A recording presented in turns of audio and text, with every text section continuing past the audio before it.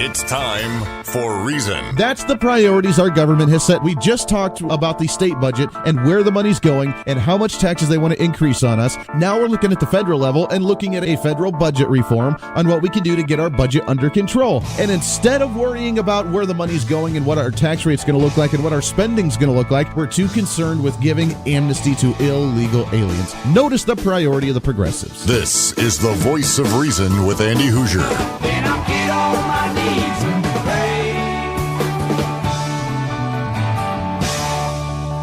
We don't get fooled again. Don't get fooled again. Less than 1 year has passed since I first stood at this podium in this majestic chamber to speak on behalf of the American people and to address their concerns, their hopes, and their dreams. That night, our new administration had already taken very swift action. A new tide of optimism was already sweeping across our land. Each day since, we have gone forward with a clear vision and a righteous mission to make America great again for all Americans. There it is, President Donald Trump last night with the State of the Union. And ladies and gentlemen, let me tell you, and others, if you self-identify as something else, let me tell you, now granted, I have not seen as many State of the Unions as some of you have, but that was last night. The most encouraging, the most positive, the most upbeat, the most patriotic State of the Union address that I have ever seen in my entire life. Let me just tell you that first off. That was phenomenal. If you are in any way, shape, or form an American, if you bleed red, white, and blue, if you are patriotic, if you want to see America grow, if you want to see it prosper, if you want to see the successes that we have done throughout this nation, right there is what it was all about. Welcome into the Voice of Reason. I am Andy Hoosier, broadcasting, hailing from Wichita, Kansas, here on the Big Talker KQAM, all over the Mid-American Network across the state of Kansas and beyond, along with KGPT TV. Welcome aboard. Good morning to you. It is usually on Wednesdays, it is a hashtag Wackadoodle Wednesday. It's not a Wackadoodle Wednesday today. Today is a hashtag Patriotic Wednesday because I felt like I was at a political rally last night watching this speech and feeling all warm and cozy inside about, oh, look at that, we've cut taxes. Oh, look at that, we've cut regulations. Oh, look at that, we're doing great here. Oh, look at that. I've never seen so many successes in one State of the Union speech before. They've tried it before in other speeches, but they failed miserably. They've tried to Barack Obama, George Bush, they've all tried. Bill Clinton, I know Bill Clinton had one of the longest State of the Union speeches until last night, and they've tried to be upbeat. Oh, look, we're doing great things. Oh, look, this is going well. Oh, look, this is going well. But are you kidding me? Compared to last night, I don't think you can ask for anything better. Over the last year, we have made incredible progress and achieved extraordinary success. We have faced challenges we expected and others we could never have imagined. We have shared in the heights of victory and the pains of hardship. We have endured floods and fires and storms.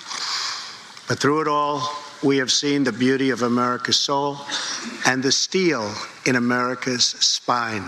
That's what it's about right there. 316-721-8255. 316-721-TALK. If you want to jump in, I want to hear from you today. Did you watch the State of the Union speech last night? Your thoughts on it. Not to mention the Democrat response, which I did not pull any audio from. I'm not going to air. I don't even know what it was about. I watched it. I paid attention to it. I don't even know what the purpose of it was. I don't get it. It was off topic. They didn't try to counter anything specifically what President Trump had said. He had his own speech laid out. He knew exactly what he wanted to say. He already knew that he could say that Donald Trump was divisive and he was a racist and he was a terrible individual. He had to bring up the Dreamer incident. It made no sense to me. It made no sense. I think immigration was about the only thing that he touched on that actually had anything to do with the speech that President Trump made last night. But Donald Trump, President of the United States, one of the most patriotic State of the Union speeches that I have ever heard in my entire life. And I want your thoughts on it. 316-721-8255. It sounds like His number of applauses seemed to do very, very well last night compared to some of the other speeches, but it was primarily from the Republicans, which was expected. Now, no one did cause a scene. No one did cause any havoc. I was anticipating it, but it did not happen. We did hear the boos once during the immigration discussion because the Democrats know that Donald Trump has complete control of the situation, and they cannot do a single thing about it. And actually, as much as Chuck Todd was a ridiculous jerk last night on NBC, if you ended up watching NBC last night, he made a really good point at the end of it and said that right now the Democrats are in a hard spot. The Democrats are in a hard spot when it comes to immigration because they know that if they give amnesty right now and President Trump signs off on it, that he, as a Republican, as Donald Trump is the racist bigot that they cast him out to be, that he would be getting all the credit for it. That he would be the one giving amnesty to all the quote-unquote dreamers, to the illegal individuals, to the DACA recipients, that he would be giving the amnesty to them, and they don't want that to be the case. They want to be the ones to save them. They want to be the ones that come to them and say, look, we saved you. You get to stay in the country because of us. Now you need to vote Democrat. Because that's the only thing they care about. That's really the one and only thing that the progressive Democrats actually care about is the fact that they get to be the saving grace for the illegal immigrants. And Donald Trump's speech last night, right there, right on the spot. We're working in a bipartisan way. We're working together. I don't care what political affiliation you actually have. We're going to work on our immigration. We're going to build the wall. We're going to limit the visas. We're going to limit the chain migration. And we're going to give amnesty in about 12 years. We're going to give amnesty to close to, what do you say, 1.8 million individuals. Originally, it was 600,000. And he even brought it up last night. 3 times more than what the previous administration even wanted to do. So tell me how you're going to kind of repeal that, Democrats. How you're going to, and they hated it. They hated it. They sat there and they booed a couple of times, lightly. But they sat there. Very rarely did they actually stand up and applaud last night. Very few times. And it was expected. I didn't anticipate them to actually applaud for a whole lot. But for the Republicans, if you listen to it and if you're a conservative, if you're a patriotic American, if you're a Republican, and you heard that speech last night, you felt that you were like the Conservative Political Action Conference.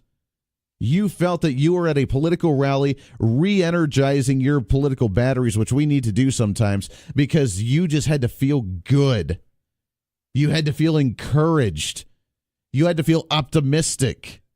You had to feel excited about the actual potential that we have in this nation, that right now is the time to live in this United States. I've told you before that I totally live in a different time era, that if I had the choice, I would have lived probably post-Civil War, the Western expansion, the gold rush, that whole time, where there was very little law. You could actually go out, you could live, you could survive, you could homestead, you didn't have the government harping on your back, you didn't have people breathing down your back every single day, and it was up to you to either survive or not survive. That was it, and I would love to live in that time personally. That's the time era that I would choose, or the early 1900s.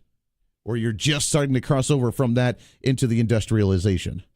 That's personally where I would live. Last night, when he mentioned jobs are coming back, he brought in that welder from the company that had expanded, actually gave bonuses to all their employees, hired 14 new employees. It was a small family-owned business in Ohio, and he hired someone, a black individual, by the way, because Donald Trump's a racist like that, brought him in and said, look, this individual was suffering. He was struggling. He was trying to take care of his 2 or 3 kids. He paid his way through high school. He worked through high school, paid his way through a little bit of college, ended up becoming a welder in this company because the company had an opportunity to hire him, and now look at what he's doing, one of the best welders of the company.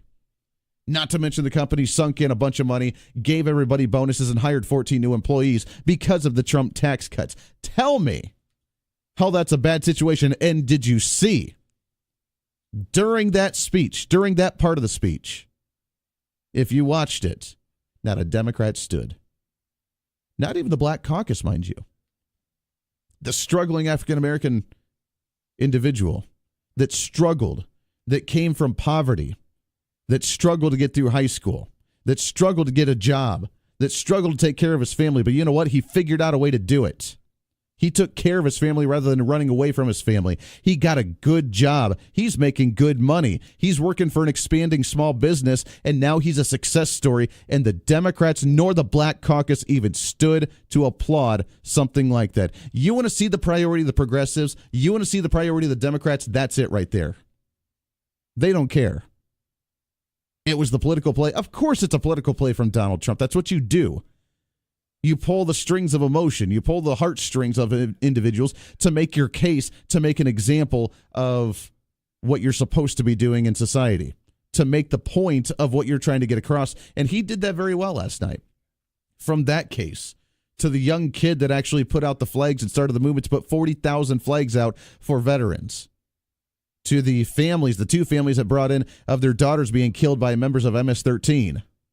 It was a very emotional speech in that sense. And the people that he brought in, I've never seen such courage from the individuals that they brought in. They've tried to bring in people before. Barack Obama brought people in. George W. Bush brought people in. I remember that, and I was just like, It didn't pull on your heartstrings the way it did last night. I don't know how he did it. Because he didn't have a whole lot of inflection in his voice. It wasn't the presentation he was giving, but it was the impact of the people that he actually brought. Realistic individuals, the Joe Schmo, the average American that struggled to that degree like nobody else has. Like, he found the perfect people to come in. On a grade scale last night for the State of the Union, A+, baby. Well done. The progressives don't like it. Who cares? We're not there to impress them anyways. We're there to do our job. This is The Voice of Reason. Happy Patriotic Wednesday. Lots to get to today. This is the Voice of Reason with Andy Hoosier on the Mid-America Network.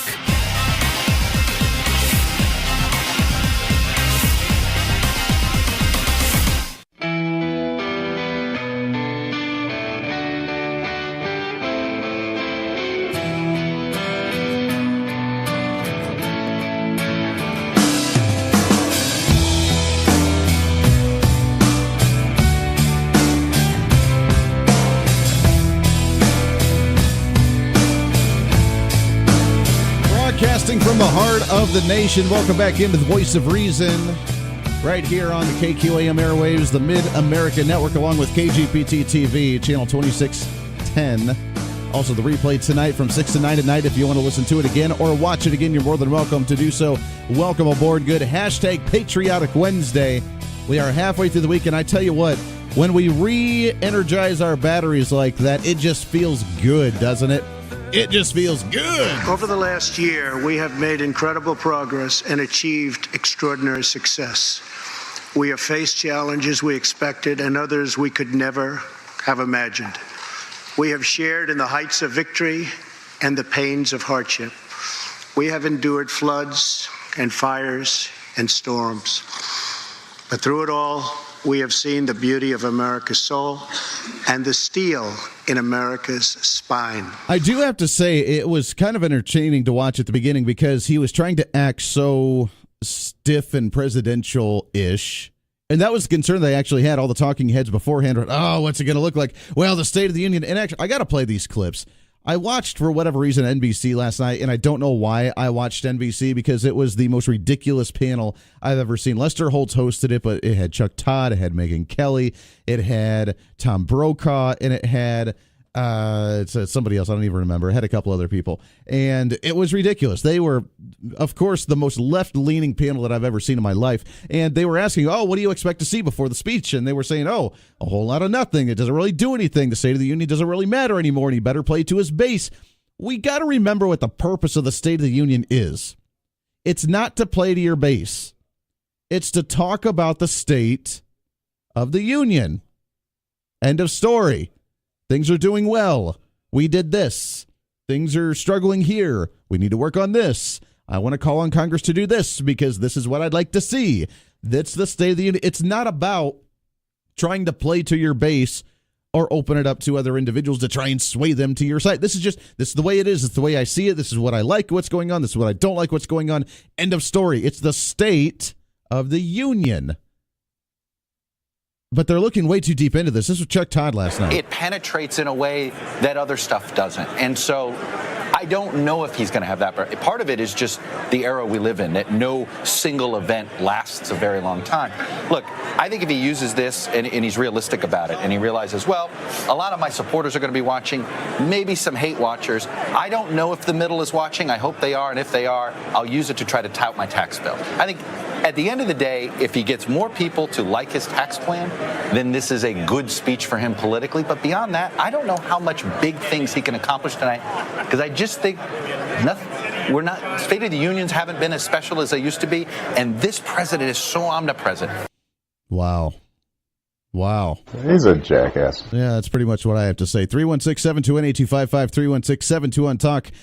The comments from the media last night, before and after the speech, they were not impressed. They had no really care in the world on why they would want to think that he did a good job, that he presented himself well. Now, he did look a little stiff at the beginning, and I kind of chuckled at that. Him wanting to look presidential. He was trying to bounce back and forth between the two teleprompters. He had a little bit of a rocky start, but once he got loose and he introduced a few other people and they clapped and things got rolling, then he felt a little bit better. Then I realized he stuck on one teleprompter that was kind of looking towards the Republican side. But I have to say the most entertaining part of the entire speech last night was every time that he would say something that was divisive, whether it was part of the immigration bill or whether it was part of the military operations or whether it was part of the taxes or whether it was part of the pharmaceuticals. Oh, I loved it. The pharmaceuticals. He would say it, but then he would look over to the Democrat side and he'd look and point over at them. I don't know if you caught it or not. Go back and watch the video. After he mentioned the deal about pharmaceuticals, and we're going to get pharmaceutical prices down. I can guarantee you, I promise it's going to happen. We're going to get pharmaceuticals way down. He turned and he pointed directly at Bernie Sanders. Oh, it's fantastic. It is totally absurd. Oh, yeah. No, well, he was a little upset last night. He didn't stand very many times, nor did he clap very many times. He just sat there and, I just don't know why people don't like me. I don't know. Bernie Sanders. 316-721-8255. Lots to get to today. We'll talk about the State of the Union throughout the show. I also have later on in the show, I have a montage. It's about 4 minutes long of the patriotism that was expressed last night. Just the straight up patriotism. Encouraging Americans that they can do what they want to do. Encouraging them that this is the time to be proud of to live in. That this is the time that industry is going to grow again. This is the time business is going to grow again. This is the time that we actually get to be proud of what our nation's doing, that we get to stand up, that we get to unite, that we don't get to look at creed or color any longer, that we are going to unite as an American community, and that we're going to make our nation better, and that we, as Donald Trump said last night, we the people are going to make America great again, because that's what we're all about. So I put a little montage because that's really what we wanted to hear last night. That was encouraging. That's supportive. And when you talk about the State of the Union, on what the Union looks like at this point in time, the Union of the sovereign state, when we look at the purpose of that speech and when we look at what we want to hear, that's exactly what we want to hear. That things are doing well, that they've gotten the hell out of our way, and that we are going to be able to grow and prosper and do what we need to do as a nation. It was, again, the most patriotic speech I've ever heard. Absolutely fantastic. We'll get your thoughts and calls when we come back after the bottom of the hour. Also, we have an interview that we will be playing for all you ag community individuals out on the farm. You're going to love this one with Purple Wave, with some of the auctions they have coming up right now. We'll play that when we come back as well. This is The Voice of Reason. Happy Wednesday morning.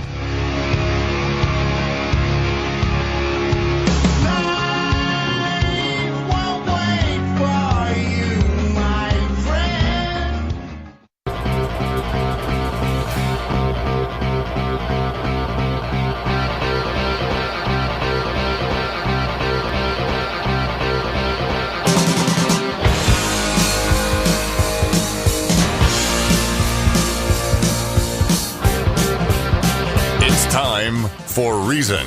If this is a victory for Democrats thinking they have the momentum again, then let them have it, because that's as far as they're going to go. In a state that was already won by Democrats, already predominantly blue, in a state where the Republican did not want to embrace current Republican trends. If you're not going to do that, then you're not going to win. End of story. It's very simple. This is The Voice of Reason with Andy Hoosier. We have some breaking news for you. ExxonMobil making a big bet on the U.S. In a blog post, CEO Darren Woods saying the company plans to invest more than $50 billion over the next 5 years to expand business in the United States as a result of, yes, tax reform. Oh my, there it is. More news coming out of, that's according to Fox Business just a couple of days ago, $50 billion with a B dollars that President Trump referenced last night with ExxonMobil reinvesting into the company, reinvesting into the nation because, well, hey, they have the opportunity to do so because of, oh yeah, tax cuts. 316-721-8255, 316-721-TALK. If you want to join in, I want to get your thoughts on the State of the Union address last night and the response from that as well. I found quite entertaining. But I want to shift gears just for a minute here. We sat down with, and many of you may be familiar with this business, with what they do and with what's going on, but a big auction going on right now for Purple Wave. If you are part of the agriculture community and you need some goodies, and maybe even not, if you just need some big equipment, some trucks, some vehicles, some semis even, then this is your opportunity. But we sat down with Bob McBride of Purple Wave just a couple of days ago. The auction going through the beginning of February. This is what he had to say just a few days ago. It's with Purple Wave, purplewave.com, and the online sale. And we have Bob McBride on the line with us. Bob, good morning, sir. Hey, good morning. Thank you. Hey, great to have you on the show. Appreciate you joining us. First off, before we get into this auction particularly, talk about Purple Wave itself. Where did you guys come from and the idea of working with the agriculture community or even really with any big equipment that people need and ways that you guys can auction this stuff off? How did you start this business? Sure. Well, the founder of Purple Wave grew up on a family farm. So the farming side, agriculture, is the roots of Purple Wave. We do sell a lot of other assets that are not ag related, but the ag piece is a big part of our business. And like I said, the founder grew up on a family farm and took an interest in the auction business probably in the late 90s and founded Purple Wave Auction in 2000. Very Been cool. Around going on our 18th year. Very good. Well, it's a great opportunity to be able to get some of the equipment that many of these individuals or farmers need, that sometimes the years or the models that may be just a little bit old but work just fine. And this is a great way for them to check it out. And right now you guys have a big auction happening with some pieces of equipment. Talk about what you guys have on there right now. Yes, we're very happy to announce that we've been given the opportunity to handle the retirement auction for Knight Farms. Kenny Knight out of Lyons, Kansas, up in Rice County. Kenny and his family, they've been farming and have a feedlot operation there for over 50 years. So really large operation, very nice lineup of equipment. We've worked for Kenny off and on over the years on a consignment basis where he's had a piece or two that, he's wanted to sell at any given time. And anyway, he's decided to retire, and so this will be the full lineup from front door to back. So very nice lineup of late model equipment, and then, of course, anything else you could imagine that would be on a large farming operation. We have it all. Sure. Really anything that you need on a daily basis is working outside. Sure. Yeah, absolutely. Now, you mentioned construction. I mean, ag equipment, truck and trailers, passenger vehicles. Looking at the website, I've never seen an auction for big rig truck and trailers. That's really cool to see. I've never seen that before. Sure. Yeah, that segment of what we specialize in, like you said, construction, that's a big part of our business. Sell a lot of construction equipment, heavy trucks, do a lot of government surplus, and then the ag piece, of course, right here in Kansas, where we're headquartered. But we cover a territory that we have salespeople that cover the middle third, what I'll say the middle third of the U.S., from North Dakota, South Texas, from Illinois to Colorado. And then, of course, we go outside of that area very often. But in terms of our full-time auction managers, what we call territory managers, they're right down the middle third of the U.S., listing this type of merchandise that you and I are talking about every day. That's really fun to watch. I mean, I was looking at the website and being able to see the numerous different states, anywhere from Kansas, Oklahoma, Nebraska, Missouri, Montana. I mean, all the way up and around. If you're interested in any of these, I mean, it's a great unified place to look for something that may not be in the general vicinity, but if you find the right price, I mean, then that's the perfect opportunity to steal it up. Well, you can't argue with Purple Wave's model in terms of price, because all of our auctions are no reserve. So the buyer sets the price, bid as much or as little as you want. When we get done, the high bid wins, period, regardless of what it brings. So all of our auctions, everything we sell, sells to the highest bidder. And we have several auctions weekly. So It's purplewave.com. We got about a minute or so left here, but talk about the Knight Farms retirement that you have here. As you mentioned, all of the equipment from beginning to end, really all of the equipment and tractors and trucks and everything that they had. How long is this auction going on for, and what can people expect? So the auction has been online now. Bidding's been open for actually before the end of last year. We posted it right after the holiday. Okay. So the items have been on. Bidding will conclude on February 13th, Tuesday, February 13th, beginning at 10 a.m. We'll sell one item per minute, and there's 484 individual lots in the auction. We've got tractors, actually 15 total. 7 of those tractors purchased new in 2013, all John Deere. We've got 3 combines, John Deere's, purchased new in 2013. We've got additional harvesting equipment, your headers, header trailers, row heads. Much of that was replaced new in 2013 as well. We have a lineup of hay tools. Again, reoccurring theme, several of those pieces in the hay tool lineup replaced new in 2013. Full line of tillage equipment. Again, several of those pieces replaced new at that time as well. We've got a real nice lineup of high-capacity planters and grain drills. They'll be from like 2011 to 2014. So you're seeing there's not a lot of old equipment, although we do have some older equipment. But there is a very nice lineup of later model stuff. Application equipment, a pair of matching John Deere sprayers. Again, 2013. We've got a full line of heavy trucks and light-duty fleet trucks. We've got hopper bottom trailers. 2 of them were purchased new, 2015. And then, additional farm-related assets, like I said earlier, that you'd expect to see on a farm. Over 200 pallets of shop tools, supplies, parts, this sort of thing that we've offered in pallet lots. And then, of course, your freestanding shop equipment, drill presses, welders, air compressors, this sort of thing.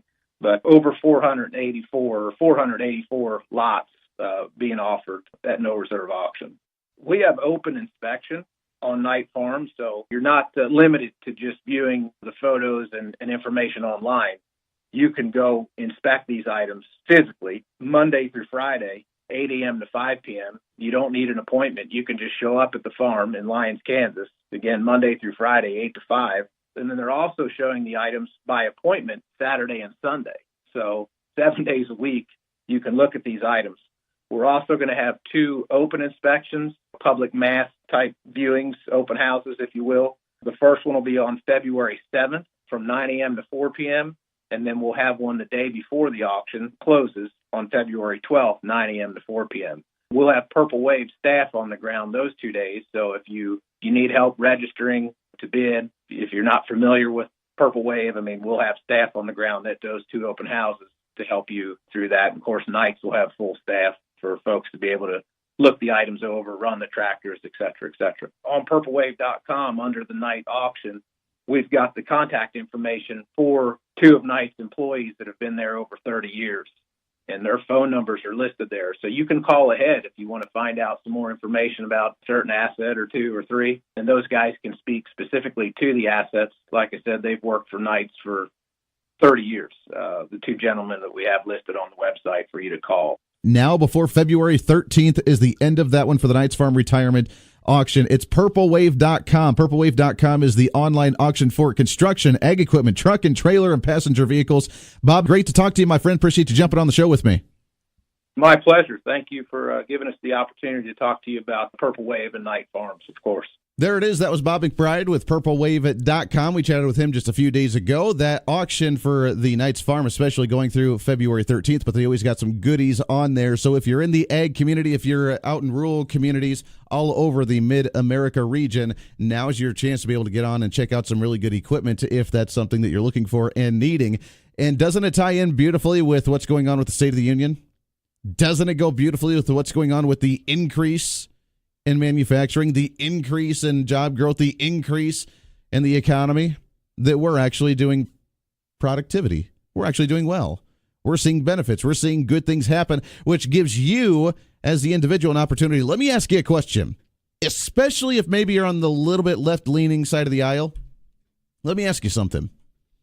If you're a farmer and you need a new tractor, you need a new combine, you need a new whatever, expensive equipment, right? Pretty expensive.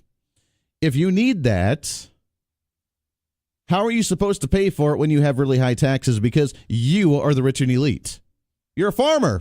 You make lots of money, right? You got a lot of land. It's worth a lot. You have the value of your property, the value of your private property, whether it's the land itself or whether it's the equipment, whether it's the home, whether it's the assets that you have, that you technically are part of the rich and elite. You have, let's say, $1 million worth of land. Government says, hey, you must be a rich guy and gal. We're going to start taxing you pretty high because you need to pay your fair share, because you need to actually contribute to society. You need to help those less fortunate. So let me ask you something.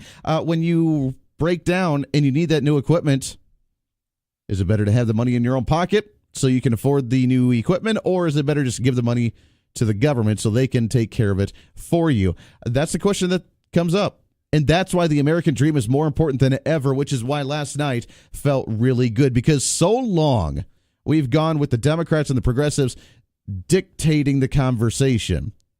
You have on MSNBC, you have on CNN, you have on these mainstream media outlets here in Kansas, in Oklahoma, in Texas. You have your state media that try to demonize conservatives and Republicans to the utmost extreme. I don't know if you remember last year, not in Kansas, there was during the legislative session, there was the bout back and forth in the editorial pages between the editorial board of the Topeka Capital Journal and State Senator Ty Masterson, who is one of the most conservative individuals in our state legislature and the president of the Freedom Caucus up there in Topeka. And they wrote an article trashing him, saying, oh, he's presenting nothing new. It's the same old Brownback policy. It's the failed Kansas experiment. He wants lower taxes. I can't believe that he's actually advocating for less tax money and for less spending. It's absolutely absurd. And they allowed him to respond, and then they responded back to him again. That's what we get every single day. We get bombarded with negativity about how bad individualism is, how bad individual sovereignty, how bad individual liberty actually is. And once we see the results of when we actually get to implement it, boy, it feels pretty good, doesn't it? It's going to be a good day. This is The Voice of Reason. Stay here. You're listening to The Voice of Reason on the Mid-America Network.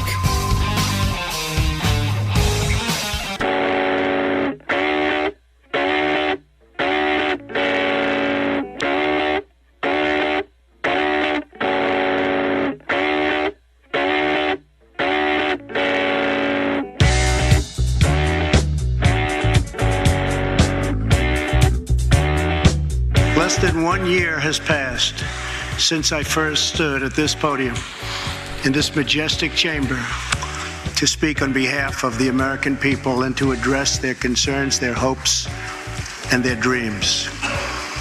That night, our new administration had already taken very swift action.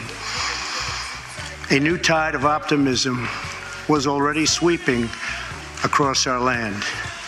Each day since, we have gone forward with a clear vision and a righteous mission to make America great again for all Americans. Boy, doesn't that sound good. Welcome back into The Voice of Reason. Wrapping up hour number 1 already. This show literally goes way too fast. We got so much to cover today, so much to do, and just enjoy a little bit. And I want to hear from you today, 316-721-8255, 316-721-TALK. By the way, before we get back into the State of the Union address, I do want to announce and remind everybody that today is the day, a bittersweet day, of Governor Sam Brownback officially resigning from his office and role as governor for the state of Kansas. Now, I read the quotes yesterday because I again reaffirmed the fact that there are so many hateful, bitter, angry, detestable, sickening individuals that have no respect for human life, have no respect for individuals. I don't care if you agree or disagree with somebody, but the fact that you treat someone the way that I saw some of the social media comments treat Governor Brownback yesterday was absolutely pathetic. They, as you know, yesterday, it was announced on Monday, Governor Brownback announced that yesterday was going to be the day of prayer and fasting to try and bid him farewell and good luck on the new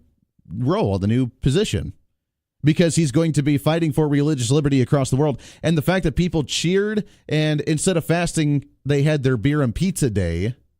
Look, I don't care what you think about Governor Brownback. The fact that you say, hey, you know what? Fast for me or pray for me that I do a good job protecting people's religious freedoms throughout the world. And then you're going to turn around and say, nope. Heck with you. I'm going to drink pizza and beer today. Shows the disrespect not only for the individual, for the position that he's going to be in, but the role that he's actually going to take place in as well. If you don't want to fast, then fine, don't fast. If you don't want to pray, then fine, don't pray. Doesn't bother me one way, shape, or form. Doesn't bother him in any way, shape, or form. Who cares? But the fact that you went out of your way just to stick it to him when you're actually fighting for religious liberties, sickening.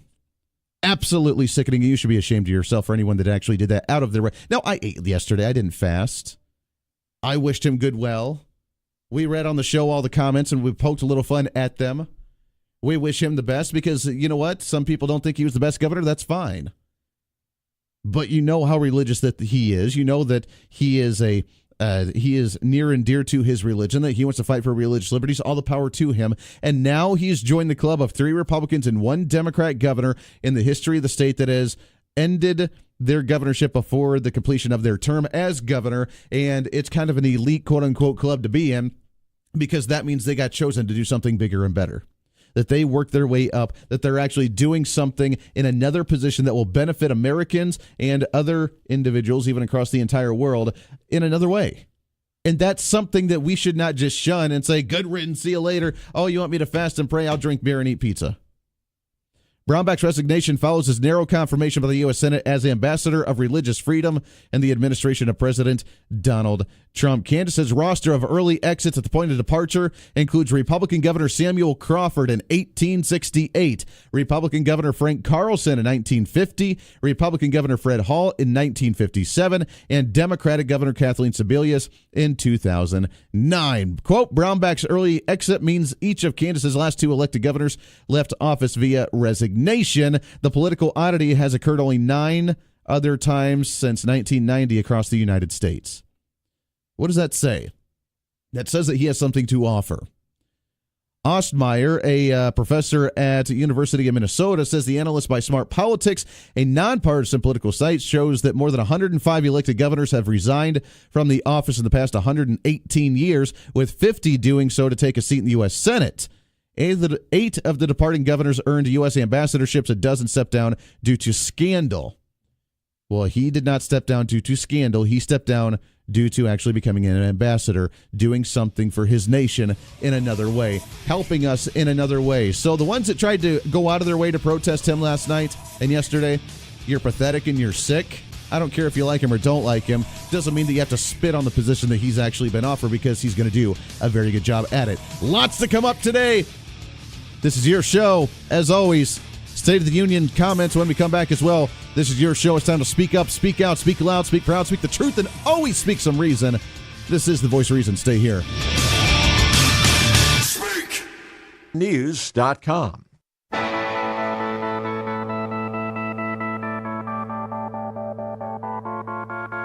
It's time for Reason. That's the priorities our government has set. We just talked about the state budget and where the money's going and how much taxes they want to increase on us. Now we're looking at the federal level and looking at a federal budget reform on what we can do to get our budget under control. And instead of worrying about where the money's going and what our tax rate's going to look like and what our spending's going to look like, we're too concerned with giving amnesty to illegal aliens. Notice the priority of the progressives. This is the Voice of Reason with Andy Hoosier. Then I get on my knees and pray. We don't get fooled again. Don't get fooled again. Less than 1 year has passed since I first stood at this podium in this majestic chamber to speak on behalf of the American people and to address their concerns, their hopes, and their dreams. That night, our new administration had already taken very swift action. A new tide of optimism was already sweeping across our land. Each day since, we have gone forward with a clear vision and a righteous mission to make America great again for all Americans. There it is, President Donald Trump at the State of the Union address last night. Did you feel it, baby? It was the most, to me, it was the most patriotic speech that I have heard in a very, very long time from an elected official, especially at a State of the Union address where we talked about the greatness of America, where we talked about the greatness of what we can be, the greatness of what we can do. And now is the time to be proud to live in the United States, because we are going to grow, we are going to flourish, and we're going to do very, very well. Welcome into the Voice of Reason right here on the Big Talker, 1480 on the AM side, 102.5 on the FM side, KQAM, along with KGPT TV, channel 2610. Welcome aboard and good morning to you. I usually, on a Wednesday, do the hashtag Wackadoodle Wednesday. Today is now a hashtag Patriotic Wednesday. Today, I'm feeling it. I refueled my energy. I refueled my batteries. I felt good after last night. Whereas the Democrats, they will continue to live their life in anxiety and hatred for the rest of their life. That's really the point. They're going to live every single day in bitterness and disgust and hatred. And I'm just soaking it up. I'm just loving it. That's what we feel, because when we know that we're doing the right thing and things are growing and things are flourishing and they're bitter about that, whether it's bitter because they didn't get the credit for it or they're bitter because they just don't like that progress, then that just makes it all the more warm and cozy for us, right? That makes it all the warm and better for us. And that's why that we need to celebrate today. We should be the ones to stand up and wave the flag today. We should be the ones to stand up and not have to worry about what the progressives think about when it comes to white privilege, when it comes to racism, when it comes to any sort of shenanigans, because we just don't really care. We just don't care. We are going to see what this nation's all about. We are going to allow this nation to flourish regardless of skin color, regardless of creed, regardless of what the progressives have done with taxation, with regulation, with any type of government mandate, government control over you. We're not going to stand for it anymore, and it's because of something like this. There has never been a better time to start living the American dream. So to every citizen watching at home tonight, no matter where you've been or where you've come from, this is your time. If you work hard, if you believe in yourself, if you believe in America, then you can dream anything. You can be anything. And together, we can achieve absolutely anything.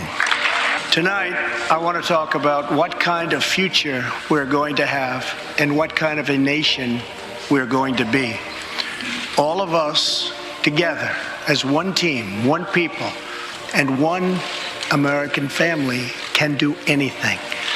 We all share the same home, the same heart, the same destiny, and the same great American flag. Together, we are rediscovering the American way. In America, we know that faith and family, not government and bureaucracy, are the center of American life. The motto is "In God We Trust." And we celebrate our police, our military, and our amazing veterans as heroes who deserve our total and unwavering support. Preston's reverence for those who have served our nation reminds us of why we salute our flag, why we put our hands on our hearts for the Pledge of Allegiance, and why we proudly stand for the national anthem.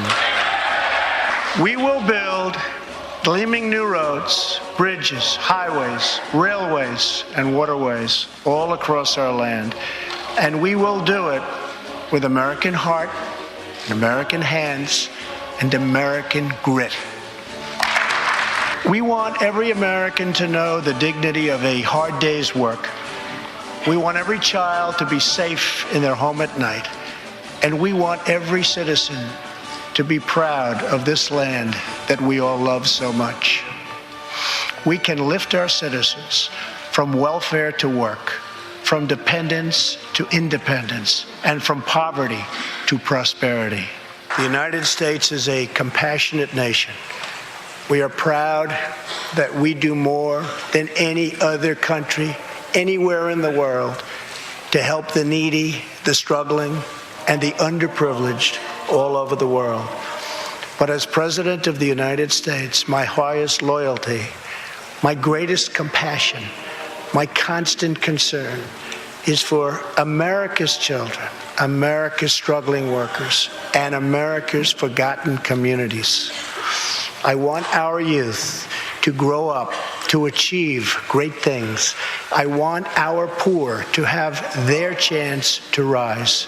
So tonight, I am extending an open hand to work with members of both parties, Democrats and Republicans, to protect our citizens of every background, color, religion, and creed.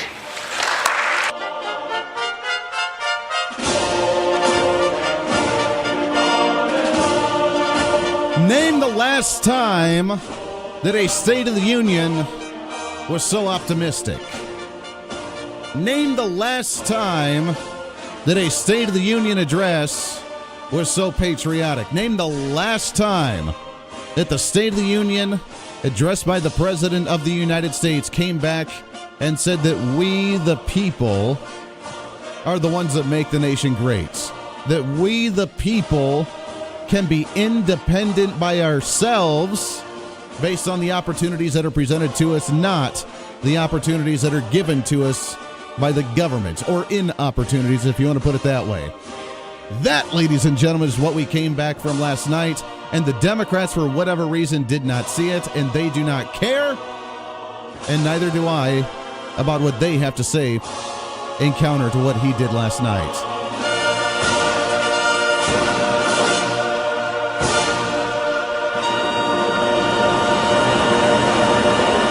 There it is, 316-721-8255, 316-721-TALK. Let's get your blood pumping a little bit this morning. That's what we're all about. Let's go to the phone, shall we? Good morning. What's your name? Todd. Todd, good morning, sir. How are you?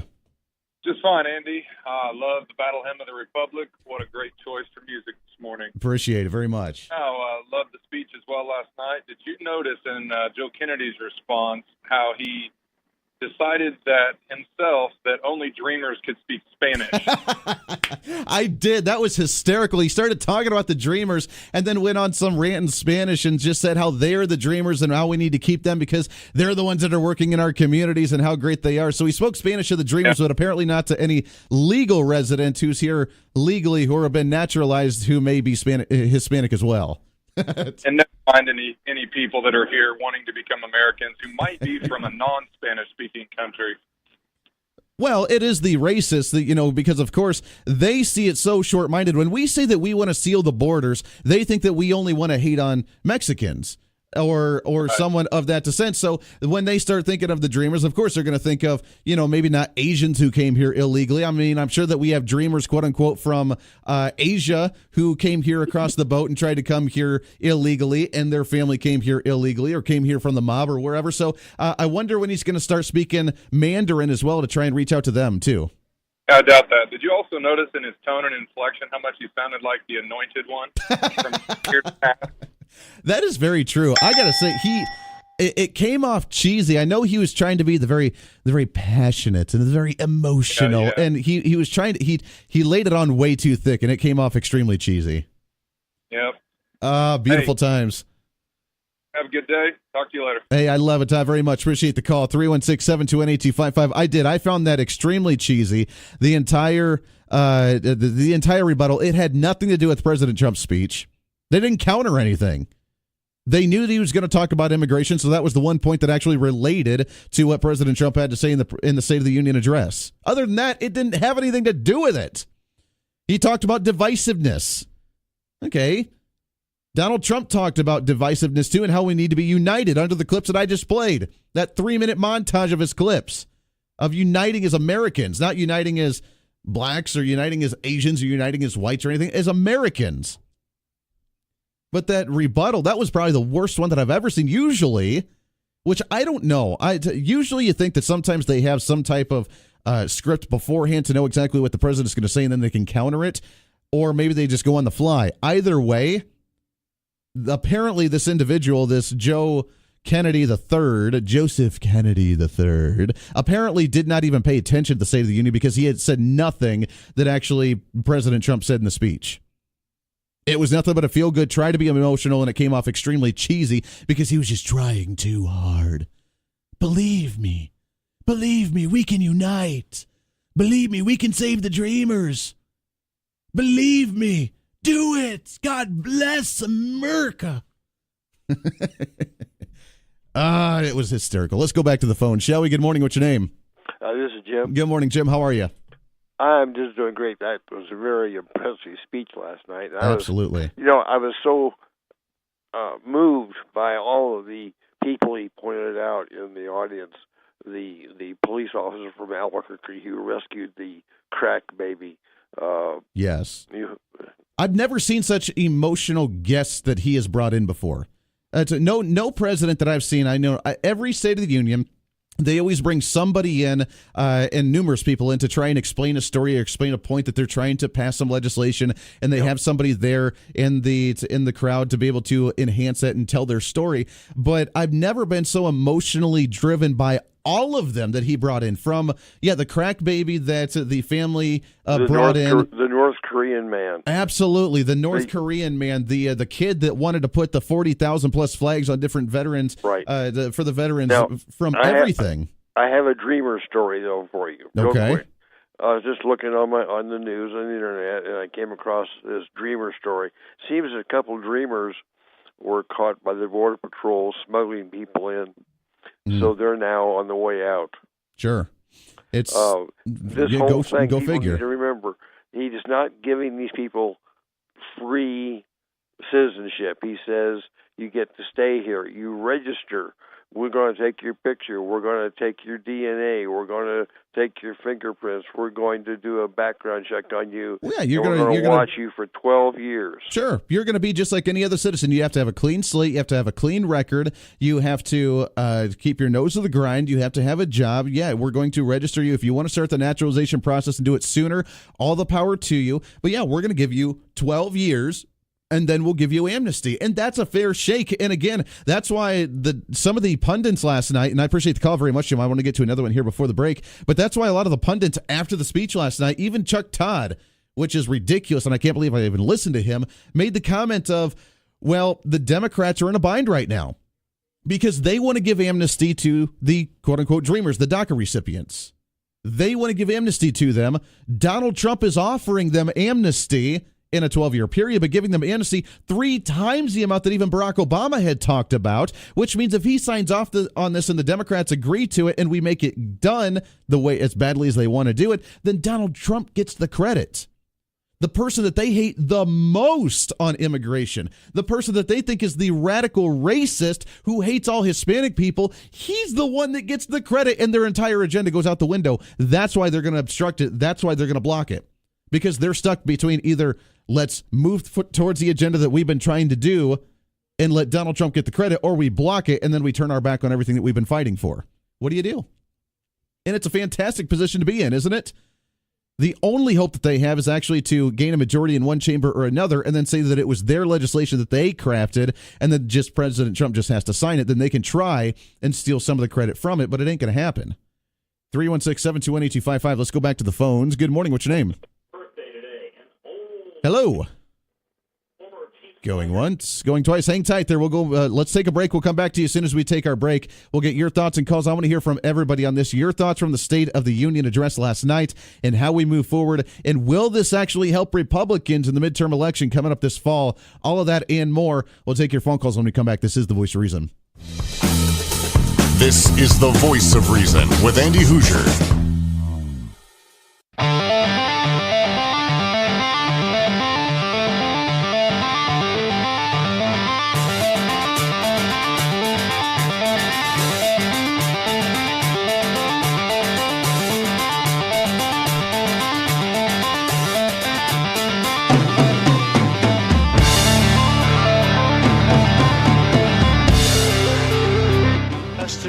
To the yearning of every human soul to live in freedom. It was that same yearning for freedom that nearly 250 years ago gave birth to a special place called America.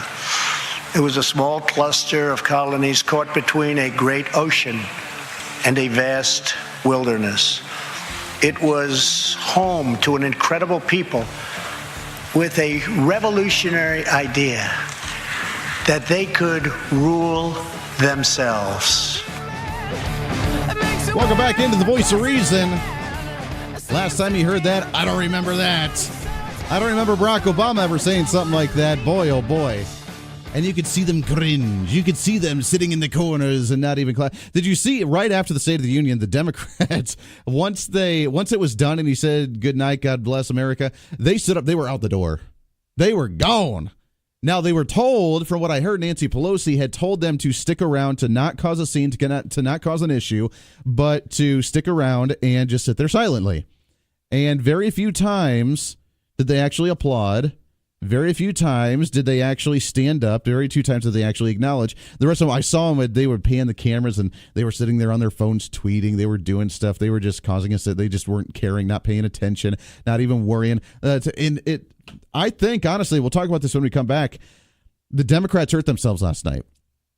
The Democrats absolutely hurt themselves last night. As we go into a midterm election, not just for the state of Kansas, but all over the nation, for federal seats all over, the amount of seats that are actually open in red districts or in at least states that Donald Trump had won in the last election, these Democrats better be very careful because they are going to hurt themselves unless they actually come back and support not necessarily President Donald Trump, but the message that he portrayed last night of Americanism, of individualism, of a hardworking family, of the family uniting together, of the purpose of this nation and what we're all about. All of those people that he had up on as examples last night, where he told their stories, when they did not stand or applaud some of them, that's bad news. That's bad news, and I've never seen something like that. Even the Republicans, usually when Barack Obama brought somebody in, if there was someone there that you give tribute to, you give them tribute. You don't just sit there. And some of them they did, some of them they did not. I think they hurt themselves last night drastically. So we'll talk about that when we come back. We'll look at the midterm elections, look and see if this changed the landscape at all, because we have a ways to go. We have a chance to where we can make a big difference. We can continue on the agenda, and we can continue to see more progress. And I can't wait to see the next few State of the Unions over the next few years. Your thoughts and calls, plus a heck of a lot more. This is The Voice of Reason on a Wednesday. Stay here.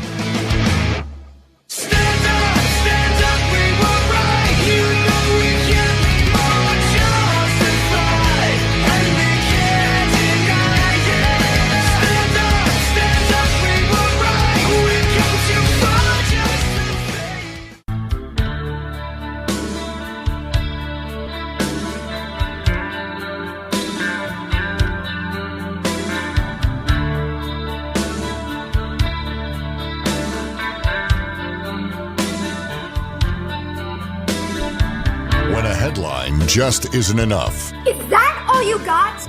It's time to wake up the right way. All right. This is The Voice of Reason with Andy Hoosier on the Big Talker, 1480 AM and 102.5 FM, KQAM. Welcome back into The Voice of Reason. Happy hashtag Patriotic Wednesday as we move along today after the one of the greatest, I have to say, probably one of the greatest State of the Union speeches that I've seen as of yet. We're growing. We're doing well. We're flourishing. I'll play that montage of patriotism again, probably in the third hour if you want to check that out. Stay tuned in for that. I do have to laugh, though. I do have to laugh. So we mentioned the comments before the pregame, if you want to call it that, from NBC. Lester Holtz, Chuck Todd, Megyn Kelly, all these other individuals. It was Andrea Mitchell. They were all together. And first off, Chuck Todd, it's, hey, what do you expect to see tonight? It penetrates in a way that other stuff doesn't. And so I don't know if he's going to have that. But part of it is just the era we live in, that no single event lasts a very long time.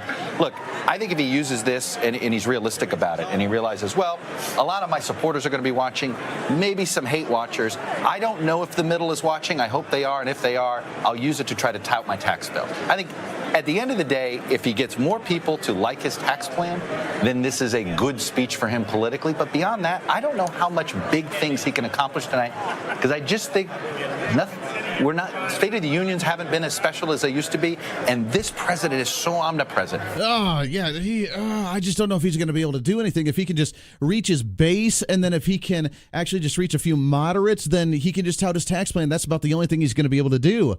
That's the only productivity he's going to have. I don't know. If you know the purpose of the State of the Union address, it's actually to just address the state of the Union. It's not touting one side or another. It's just saying this is what's doing very well, which should be nonpartisan, by the way. When you say tax rates are low, one of the biggest tax reforms in a long time. Growth in the economy is doing well. Unemployment rate for African Americans, all-time low. Unemployment rate for Hispanics, all-time low. Unemployment rate for women, extremely low. When you say that, you would think that would be a nonpartisan kind of thing. And everybody would be like, oh, fantastic. We love that. That's very good. We as government officials, as members of Congress, as whoever may be in there, oh, we must have done something right because we're seeing something positive happen. But they didn't. The Democrats sat there. They didn't applaud. Then you had Megyn Kelly. I expect very little because these events tend to be utterly forgettable, and this one probably will be too. I mean, I think the one thing that he has going for him is he's Donald Trump, and he makes everything more exciting for good or for bad. And so we'll see what Donald Trump can do in his first State of the Union that other presidents have failed to do, which is make it interesting and exciting. I wonder how she even had a show on Fox News before. I don't get it. I expect very little. And then right after the show, they were like, well, how'd you think it went? Well, it'll be forgotten because it wasn't really that great. It wasn't a big hoorah. It wasn't that big of a deal. And he's going to tweet, and therefore we're going to forget about it by tomorrow morning. I checked just now the Twitter account from President Donald J. Trump, and no tweets. No tweets. Not yet. Now he will, and I hope he does. And if he does, then that's cool. And I don't really care what it says or what he does with it. It makes no difference to me whatsoever. But he has not tweeted yet, and they are furious. I have never seen so much distaste and anger for success in my entire life, which brings me to the question, where are we going to go when it comes to the midterm elections? We have 1, 2, 3, 4, 5, 6, 7, 8, 9, 10, 11, 12, 13, 14, 15, 16, we have close to 20, almost 20 seats that are open from Democrats across the country for midterm elections. 20! Now tell me that some of those did not fall into states that Donald Trump had won, including Michigan, including Ohio, including Pennsylvania, including many of these other states. Donald Trump had won. Democrats trying to run, the incumbent running for their reelection in the midterm race. And tell me that we're not going to have an opportunity to turn those, especially after last night. Especially with what just happened. Tell me that we are going to have a Democrat victory in the midterms?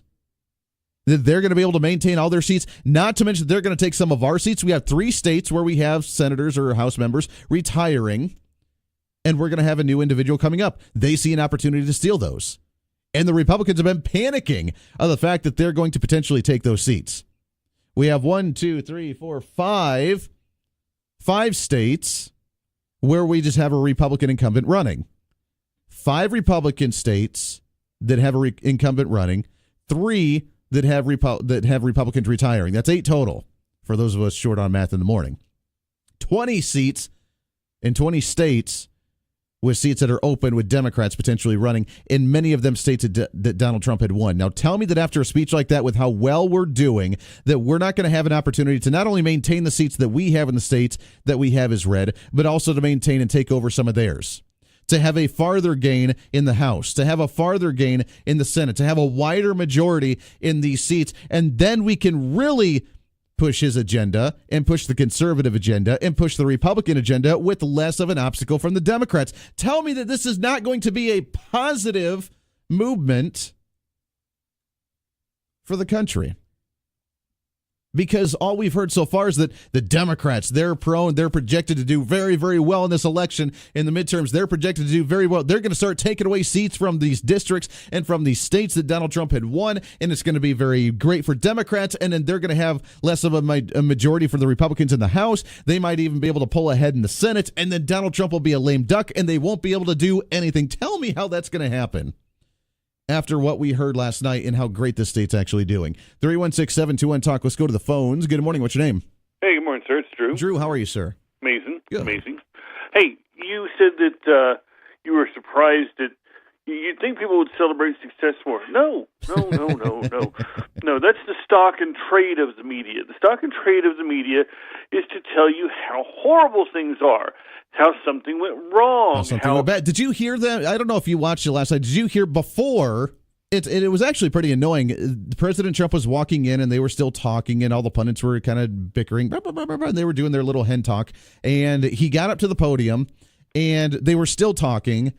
Paul Ryan began to introduce President Donald Trump. They were still talking. And then after he did introduce him and the clapping was happening before Donald Trump actually started, they began to talk again. And do you know what they were talking about, Drew? Did you hear this?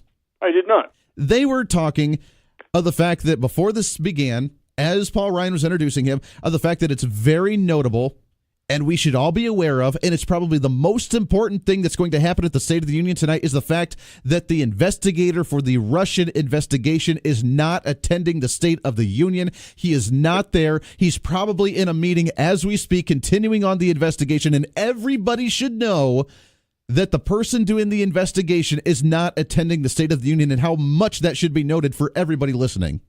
Oh, boy. And then right after the speech, the very first thing they went to, other than saying, well, it's not going to be important and everybody will forget about it, and the fact that the tweets are going to take over the next day's media and everybody will forget because this wasn't a notable speech, then they said, oh, by the way, did you notice that the most important story of the year was the Russian investigation, and he didn't bring it up in his speech, and it's because he's scared, and it's because that he's worried about it, and he didn't even mention it, and that was the most important story. And then they went on for their 20-minute rant about the Russian collusion investigation. Yeah, the spin on this is so unbelievably heavy that they refuse to acknowledge the whole story of Fusion GPS, sure, the Democrats and everything else.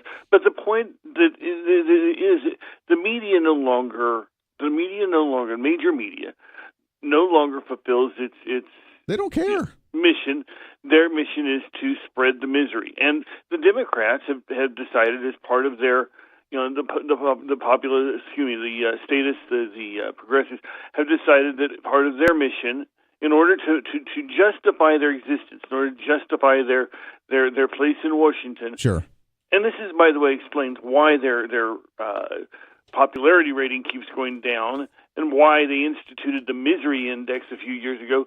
Their job is to tell you how things are wrong, how miserable you are, how things are broken, and only they can fix it. And yet they don't understand why their ratings are so low. Drew, I appreciate it. I really do. I want to take another phone call before we take a break. But you're absolutely right. They don't care. They have their agenda. And the fact that we're doing well, we have record low unemployment rates, we have job growth, we have billions and billions and billions of dollars being reinvested into the country. In the Mid-America region here, we have growth, aviation industries coming back in the Wichita area, agriculture slowly beginning to take back up thanks to Sonny Perdue and some of the agricultural department. We have great things happening right now, and they were like, oh, he missed the biggest story of the year, was the Russian investigation, the fact that the investigator was not there attending the State of the Union. Unbelievable. 316-721-8255. Let's take another phone call. Good morning. What's your name? Yeah, is this the Tom Hartman program? Tom Hartman program. I haven't heard that name in a while. No, this is not the Tom Hartman program. Oh, I dialed the wrong number. Sorry. Oh, well, that's all right. Hey, you can stay on, though. What's your thoughts on the State of the Union address? No, and he hung up. Tom Hartman. If you're unfamiliar, Tom Hartman would be a progressive talk show host, which would be very fascinating. So I wish you would have stayed on. We could have had some fun with that one. We could have stayed on and talked about how great the progressive side was with the Democrats not applauding last night and being able to hate the fact that conservatism has prevailed throughout the last year. Tom Hartman. Unless that was a satire piece in which I would love more explanation on why I sound like Tom Hartman right now. Although I would take that as a compliment, being that he is syndicated and I'm not yet. So let's go back to the phone, shall we? Good morning. What's your name? Stan. Hey, good morning, sir. How are you? Pretty good. Are you trying to call the Tom Hartman show here? I am not. Okay. Go ahead, sir. What's on your mind? Well, I was just wanting to mention that in the State of the Union last night, the one thing they missed was the fact that we're all dreamers. That's a good point. I love that comment. As a child, I remember hearing one of the things was the American dream. Mm-hmm. And the fact that the Democrats have forgotten that the only dreamers they think are illegal aliens. But we were all dreamers, and we're all dreamers. and they don't have the market on that phrase. We're all dreamers. And I'm so glad that Donald Trump, being the PR person that he is, he was able to take that back. And when he said that last night, that all Americans are dreamers, the Democrats did not like that very much. But that was one of the best comments that he could have made last night. Absolutely. It was. I think the light bulb went off above a bunch of their heads.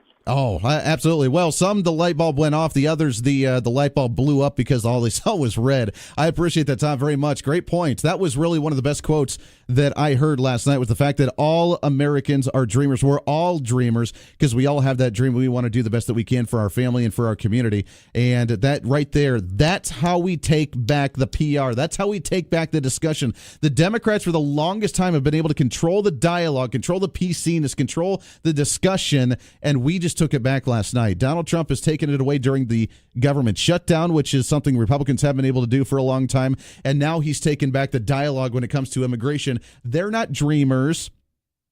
They're not, just because they're illegal aliens and they want to live here because they realize how crappy their country came from, the blank hole that they came from, which we're not allowed to call it that apparently, but they want to live here because they want that opportunity because they're quote-unquote dreamers. We're all dreamers. We all dream. We all have that dream to do better for ourselves, and Donald Trump showed that very good last night. I love that. Appreciate it. Let's take one more phone call before we take a break. Good morning. What's your name? Hey, it's Lee. How you doing? I'm great, Lee. How are you, sir? I'm doing super. Hey, I just wanted to point out, I think the reason that the Democrats were upset with some of the things that Trump was saying last night, especially about the economy, is he was trying to take credit for something that took 8 hard years of work to dig us out of the hole that the last Republican president left us in. Job growth was just as good under Obama as it is now. The economy was growing just as much under Obama as it is now. Wait, no, it's not. Taking credit. Wait, yes, it is. No, it's not. We have record low are. unemployment. We've had a 3.5% GDP growth in the first year of President Trump. Barack Obama could never get it above 3.9 or 2.9, and in order for economy to even sustain, it has to be at least 3%, and he never hit that in 8 years. But you can't do that in 1 year.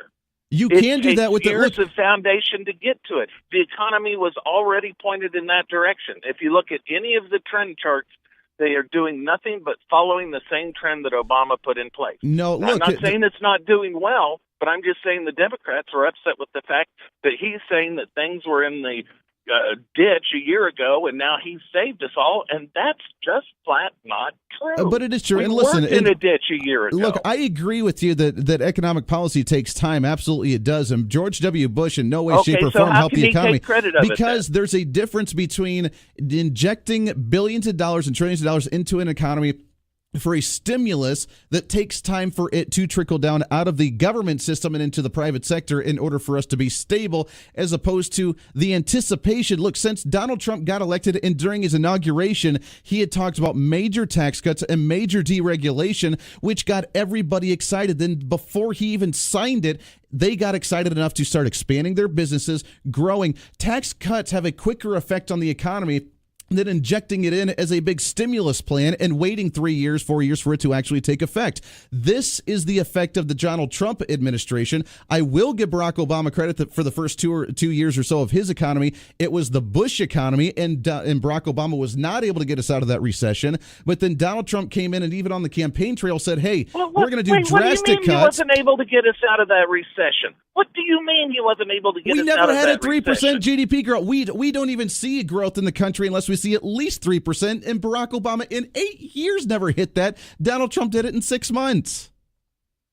And it's because of just the idea of saying, look, businesses, you are going to get major tax cuts. Look, individuals, you're going to get major tax cuts. We're going to stop spending on regulations. We're going to increase your ability to do what you want as a private sector. And everybody got excited and it boomed. Just the mentality of it is what grew that. Now the fact that we're seeing it. You know what happens when an economy? You know what they call it when an economy grows over an idea like that? They call it a bubble. Well, the bubble is actually injecting Obama's growth was based on real hard economic growth. By devaluing the dollar and injecting more money in? By printing off more money and destabilizing the dollar because we have more money that's fabricated into the economy than actually people growing it themselves in the private sector? Look, we have to grow the pie by people going back to work and creating jobs and expanding the private economy, not by having the government print off a bunch of money and injecting it in and say, here you go, now you can actually start spending again. That doesn't work. That's the bubble, how we're going to get rid of the bubble, because the bubble will burst.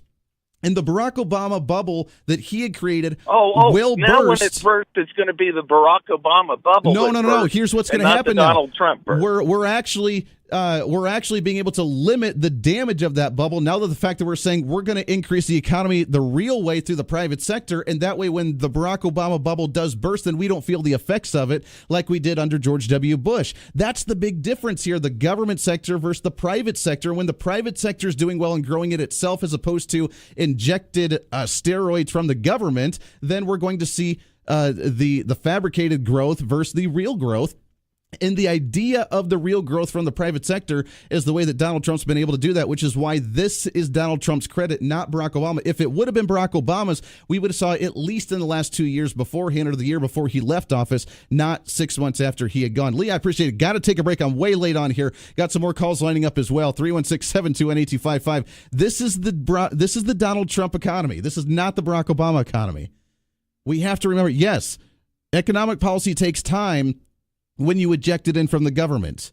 But when you talk about tax cuts, when you talk about deregulation, when you talk about the private sector, they know that they're going to be able to grow. You as a business owner knows that when a tax cut is coming, you get to anticipate the next year. You get to start increasing your growth. You get to increase your manufacturing. You get to increase your employees. You get to do it because you know it's coming. And that's what's led to the greatest success that we've seen in a long, long time under Donald Trump, not under Barack Obama. This is The Voice of Reason. Stay here. You're listening to The Voice of Reason with Andy Hoosier.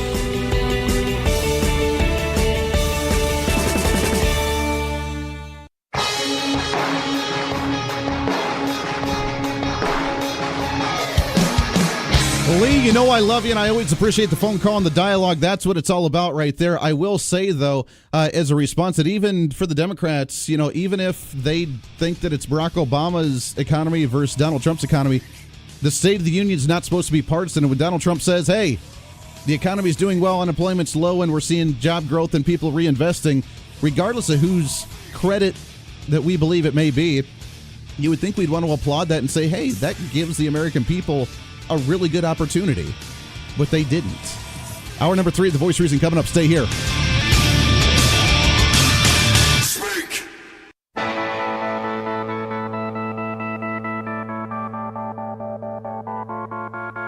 It's time for Reason. That's the priorities our government has set. We just talked about the state budget and where the money's going and how much taxes they want to increase on us. Now we're looking at the federal level and looking at a federal budget reform on what we can do to get our budget under control. And instead of worrying about where the money's going and what our tax rate's going to look like and what our spending's going to look like, we're too concerned with giving amnesty to illegal aliens. Notice the priority of the progressives. This is The Voice of Reason with Andy Hoosier. Then I'll get on my knees and pray.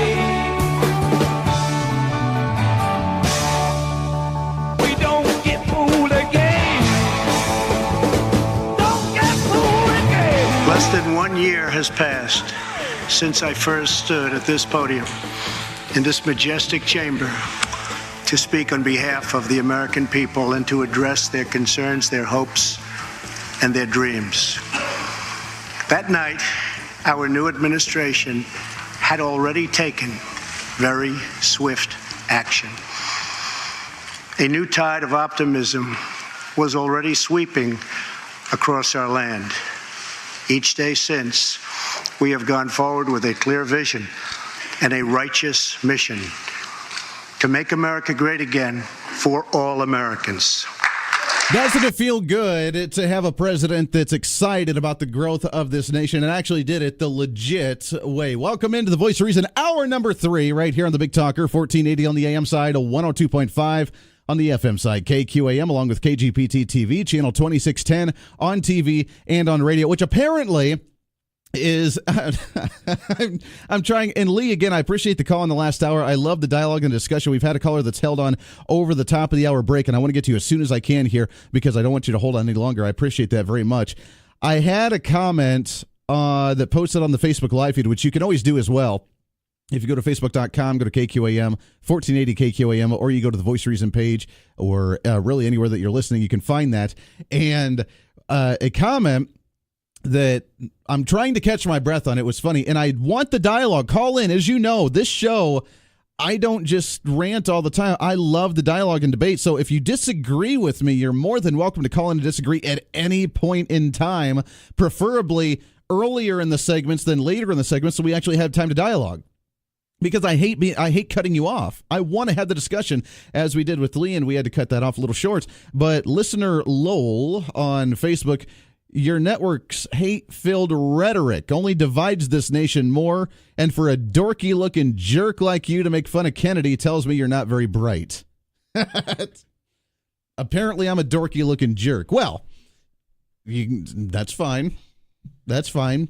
Defend your position.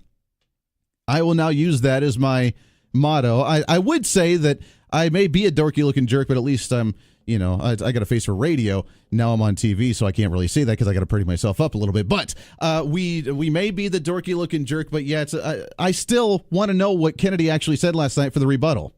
Joseph Kennedy III. Yes. What did you say for the rebuttal? Well, we're about the dreamers, and we have lots of dreamers in our community, and I'm going to speak in Spanish to try and relate to them because apparently all dreamers are all Spanish. Actually, I had a listener bring up a really good point as well, that if they're the dreamers that came here as children and they don't know their home country and they've lived in the United States, then they've assimilated so well and they're part of the society, didn't they stop speaking Spanish for the most part then? Don't they speak English? So why'd you relate to them in Spanish? If they're here and they've been here since a kid and they're going to school and they're working and they're in our society and they're actually being productive and they're speaking English to assimilate into society, then why are you speaking to them in Spanish? Doesn't even make any sense. But name one thing that Joseph Kennedy III had anything to say productively that actually related to the State of the Union address. That was my point. He didn't say anything that was related to it. I don't think he even watched it or paid attention to it. He talked about his area, about the jobs there. He had the car with the hood up in the background and the flag on there, which was all pretty, I guess, and all hunky-dory. And he didn't say anything that related to it. We have record job growth right now. We have record unemployment rates, even for minority communities like African-American communities and for Hispanics. Regardless of who you see has the credit for that, tell me what's wrong with that. Tell me why that's bad. And why Donald Trump last night saying that we need to unite regardless of race or creed, regardless of whatever, let's unite and make America great because we, the people, you and I, we, the people, the workers, get to make America great. And that's how we do it, is by going to work, by feeling productive at the end of the day, by actually having a good job, by coming home and feeling productive at that day, bringing home the food to our family, not having to be dependent on government, going from dependence to being independent. How is that a bad thing? How is that bad? Unless you want the dependency. Unless you want the socialism. 721-825. I found it hysterical. I'm the dorky-looking jerk that I'm not very bright, apparently. Okay. Call in and argue with me and counter my position. I dare you. I triple dog dare you. I love the discussion, and I'll give you your time. I will not talk over you. I will give you your time. Call in. 316-721-8255. Let's go to the phone, shall we? Good morning. What's your name? Good morning, Andy. God bless you. And, you're such a blessing to your whole audience. This is Gary. Oh, thank you, Gary. I appreciate that. Good morning to you. And I got a couple words for that last caller. Yes. Oh, please. Good grief. I mean, what world was he living in? The president sets the tone for the country. And President Trump was setting the tone for this country before he was even in office. Sure. Because Barack Obama, remember his comment? What's he got, a magic wand? Oh, exactly. I don't. Apparently, he's got the Obama phone and the 3 a.m. phone call in the pen that he's ready to work. Look, if you remember the last year during the election, the lame duck session of Barack Obama, he did zilch. He didn't do anything, which means we would have started to see the economy pick up then, not the first year of the Donald Trump administration. We didn't see it even during Barack Obama's time. We started seeing it when Donald Trump got into office. And he said, we're going to do record tax cuts. We're going to do record tax reform. We're going to give you back your money. We're going to bring jobs home here. We're going to incentivize businesses to be here. We're going to give you corporate tax breaks. We're going to make our tax rates comparable to the rest of the world. And then look what happened. Even just by talking about it, people are like, oh, heck yeah, I want to be part of that. I want to chime in on some of that. I want to get a piece of that. And look at what we're seeing. $50 billion from ExxonMobil, $300 million or $1 billion or whatever it was from Apple, hundreds of millions and billions of dollars going in to give bonuses and increasing their jobs. The example that he had last night from the small business in Ohio, where after the tax cuts, hiring 14 new people, having the best business year that they've ever had, including an African-American individual who struggled his entire life, worked his way through high school, tried to take care of his 2 or 3 kids, and then now what? He's a welder making good money because there's an opportunity for him to do so. Tell me how Barack Obama had anything to do with that, because remember what he said is that you didn't actually build that. You remember that? Oh, I do remember that. I also remember him taking a world tour running down this country. Sure. You know, and also under his administration, the EPA, through the EPA, he wanted to even regulate bovine flatulence. Well, they're actually still doing that in California. That's now a state operative from California where they want to regulate the flatulence of cows because that's harming the environment in California. Well, but he really does need to take a trip back and look back on history. Most of this, you and I can remember. Do you remember the full 8 years of Obama and the events that took place? Oh, absolutely. Okay, so you remember when the Ford companies came in and they wanted money, right?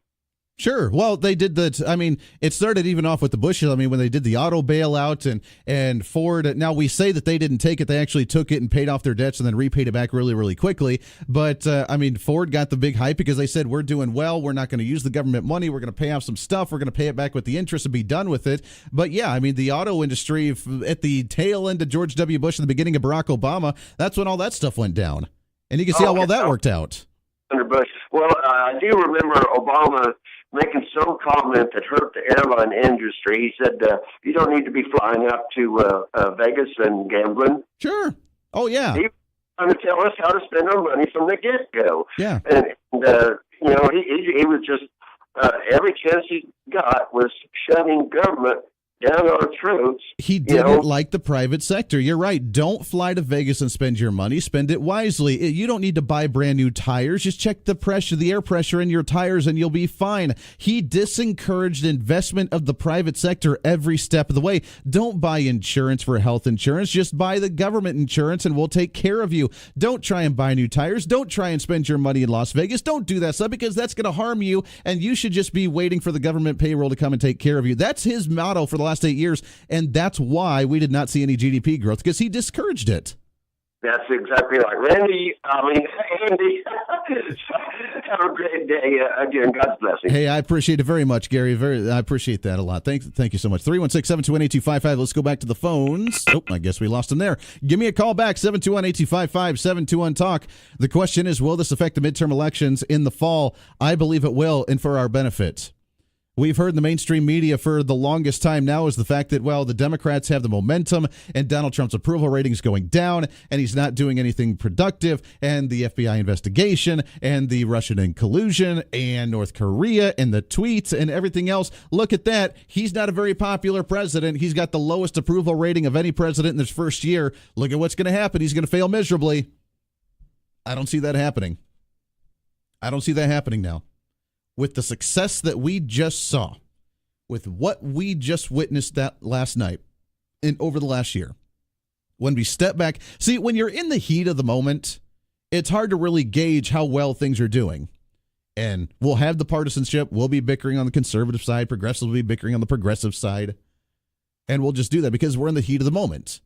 The issue, the tax reform. Democrats, it's going to kill off industry. It's going to raise taxes on the middle class. It's going to destroy everybody's paychecks. It's going to ruin them. It's going to destroy them. It's going to kill them.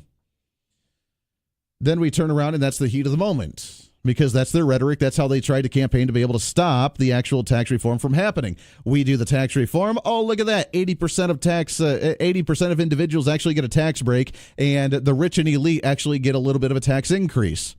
Isn't that what the Democrats wanted? Isn't that what the progressives wanted? During the debate from Ted Cruz and Bernie Sanders, isn't that what they wanted? Bernie Sanders told Ted Cruz during the debate on CNN numerous times, both 2-3 times that they debated, he said, look, you're going to give tax breaks to the rich and you're going to raise taxes on the middle class. And that's not the case. The middle class got the tax break. The middle class is reaping it. It's not very much because we weren't paying in as much as some people with more money that were paying 40% of their income. The corporations that were paying 35-40% of their business income. So they're going to get a bigger tax break, but then some on the rich end are getting a tax increase, while 80% of Americans, including all the middle class, are actually getting tax breaks. Isn't that what they wanted? So regardless of who signed it, wouldn't you think that you would actually support that? Hey, middle class getting a tax break. They're getting anywhere from $2,000 to $4,000 in tax breaks at the end of the year from the federal government. All right. Great. They can afford housing. They can afford reinvesting in themselves. They can afford paying off their debts. They can afford actually getting health insurance. Because remember, again, from Bernie Sanders and the progressives, is that they can't afford health insurance. So let's give them back their money so they can. I don't understand what the problem is here. Oh, that's right. Donald Trump did it, not the Democrats. Oh, that's right. Republicans rammed it through, not the Democrats. Because they're out for themselves more so than they are for the American people. Let's go to the phones again, shall we? Good morning. What's your name? This is Misty. Good morning, Misty. How are you? Good morning. I'm good. Thank you. I just wanted to make 2 quick points. Sure. As far as the elections coming up, I think that the Democrats are sorely mistaken and basically just in a fog like they were with the presidential election as far as saying that the polls have him below 50%. I do not believe those polls. I think he's doing much better. And also, obviously, I really enjoyed the speech last night, but I was amazed at how much the speech felt about it was about America and not about himself. With Obama speaking at the State of the Union, it was always about Obama, I. And I really felt it was about America and making America great again. So, and did you hear, real quick, before we let you go, did you hear after the speech, the pundits, I don't know if you listened to the pundits afterwards, I was watching NBC, they were criticizing President Trump for saying that he clapped to himself too many times, that it was about him, and that every time that he would say something everybody applauded, that he would applaud along with them, clapping for himself, and how chauvinistic and how how self-centered he is for himself because it was all about him last night. I'm not surprised to hear them say that. I was actually listening to the beginning of the speech on KQAM, and as soon as I heard one of the pundits start, I stopped and turned it off. Couldn't deal with it. It was ridiculous, and I turned it off. But I'm not surprised to hear them say that. So they'll never give him credit. So. No, you're right. Misty, I appreciate the call very much. Thank you. 316-721-8255. You're right. It was about America. And we played it in the last hour. If you missed it, we're going to play it again after the bottom of the hour. But we played a montage, about a 4-minute montage of the patriotism that came out of this. That we, the people, are the ones that make America great again. He didn't say, I'm Donald Trump and I made America great again. He didn't say, I'm the president and I made America great again. He didn't say that. What did he say? We, the people are the ones that make America great again. The people have an opportunity right now to get jobs and be able to grow and do something that they haven't been able to do in a long time because they're growing their business, they're getting jobs, they're getting more money in their paychecks. We're allowing them to do that, and they can now grow. And they can move from dependence on the government to being independent and working and feeling good about coming home from a hard day's work. The people can do that. I've never heard that before. You're right. It wasn't about President Trump. He never once said, I did this, I did that. Look at what I did over the past first year. He acts like a self-centered, chauvinistic jerk sometimes when he's on the PR campaign trail and it's the fun little shots. But when it came down to it last night for the State of the Union and he was talking about the growth and success, he said, we did it as a nation and the people are enjoying it and the people are prospering. Not, I did that. Look at what I did. You should be proud of me. I never heard that once last night. But yet again, he applauded himself. He must have been self-centered and a jerk. I remember how many times Barack Obama and actually, I was thinking about that before the State of the Union last night. I really thought about that. I said, I wonder how many times I'm going to hear the annoying clap right up to the microphone because they're applauding themselves, and it's going to be really annoying until we actually get done. And every time that I did hear it, it was when he was actually giving tribute to everybody up in the stands, not to himself. When he was talking about what Congress and what government had did, it was silent. When he was applauding someone up in the crowd, in the pews, that's when he was applauding. That was the only time I heard it. But he was applauding himself, right? Let's go back to the phones, take one more call before we take a break. Good morning. What's your name? This is Lois. Good morning, Lois. How are you? I'm good, thank you. Sorry about that. No, I just wanted to point out, I think like everyone else, just how hypocritical the Democrats are, where they couldn't even clap especially when he had some liberal points out there, that I was cringing on, like sure. the $1.8 million that he wants to give amnesty to, the $1.5 trillion that he wants to spend in infrastructure, sure, and pay family leave. Sure. I mean, I hope he's crazy like a fox and he's just throwing that out there to expose the Democrats for their true colors, and we have to fight it as conservatives. We have to fight him on it. Well, that is true. And I mean, now I agree with you. I disagree because he's always been a staunch supporter of wanting to reinvest trillions of dollars into infrastructure. But it was ironic that he mentioned that as a progressive idea. And I saw the crowd at that time, and the Democrats still did not stand up or applaud that, which ironically the Republicans did, which was really odd. But the Democrats still didn't even do that. They didn't care even when he said, let's spend $1.5 trillion to reinvest in infrastructure and build new highways and buildings. And they just sat there. I don't get it. Exactly. Crazy. Unbelievable. Lois, I appreciate it very much. Thanks for the call. 316-721-8255. We'll take a break here. When we come back, we'll play, after the bottom of the hour, we'll play the montage of the patriotism, something we've never heard on the State of the Union before. Plus, I do have some tickets I have not forgotten. I got a pair of tickets for the Harlem Globetrotters this Saturday. We'll get you a pair of tickets for that a little bit later as well. Stay tuned in. We're rocking and rolling today on a Wednesday. Hashtag Patriotic Wednesday. This is The Voice of Reason. This is The Voice of Reason with Andy Hoosier on the Big Talker, KQAM.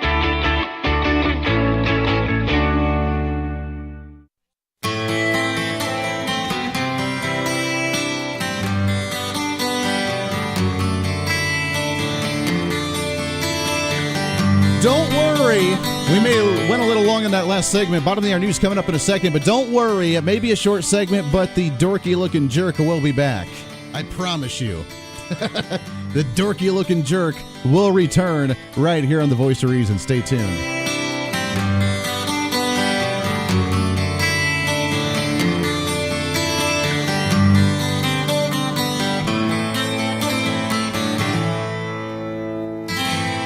I was alone.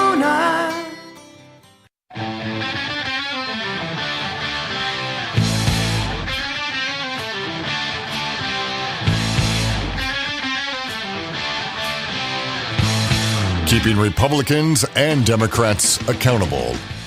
This is The Voice of Reason with Andy Hoosier. Over the last year, we have made incredible progress and achieved extraordinary success. We have faced challenges we expected and others we could never have imagined. We have shared in the heights of victory and the pains of hardship.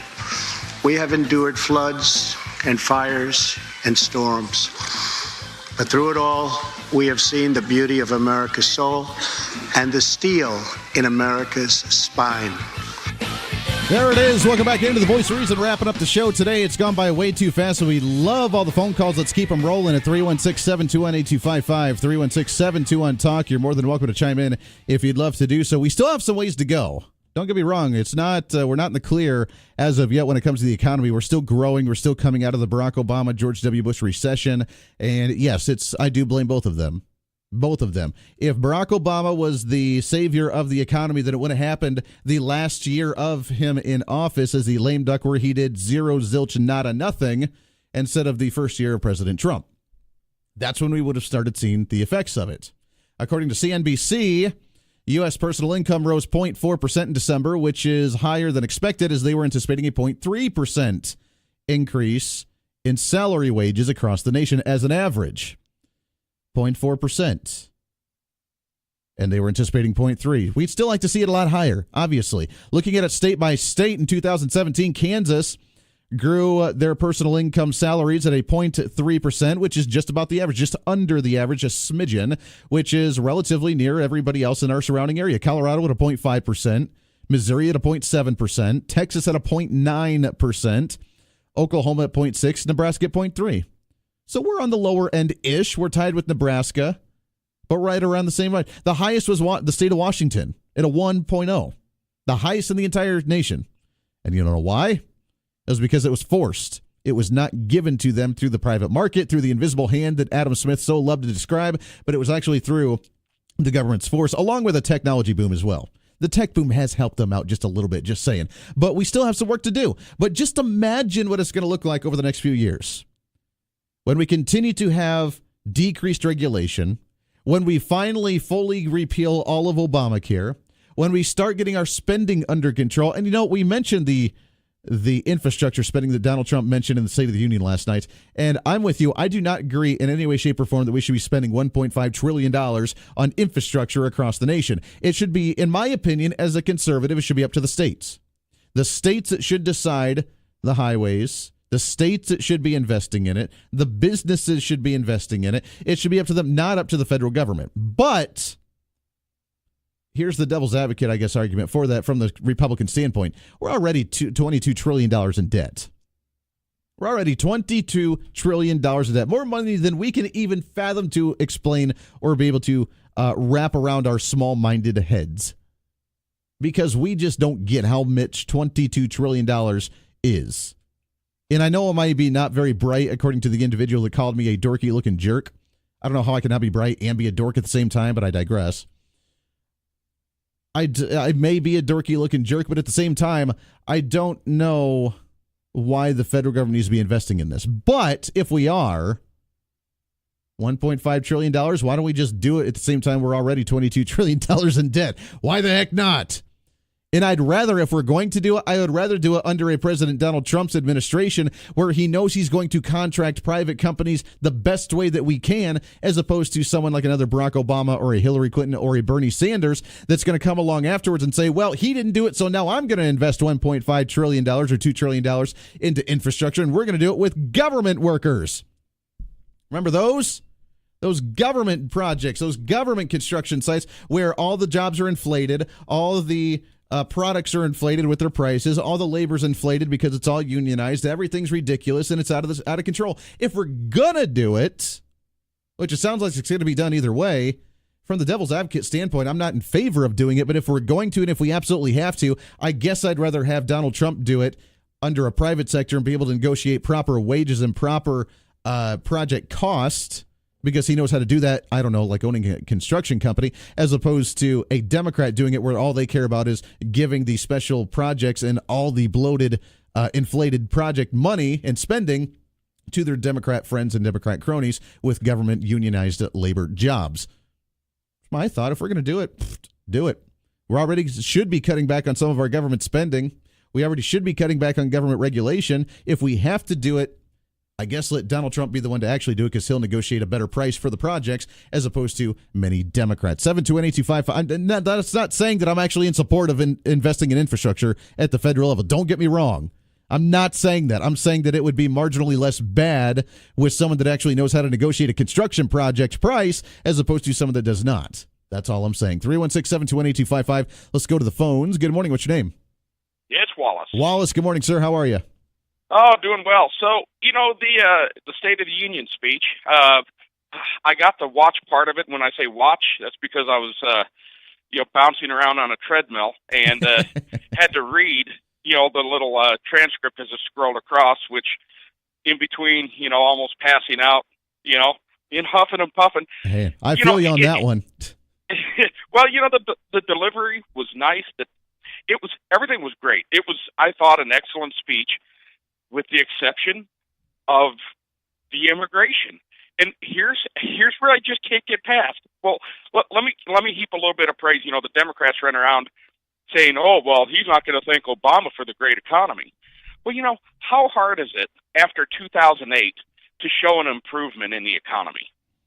I mean, well, that's the very economy, true. We had the slowest recovery from any recession in the history of the country under Barack Obama.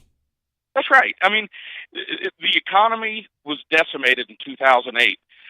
You would have had to be a complete imbecile you could have done nothing and the economy would have improved on its own.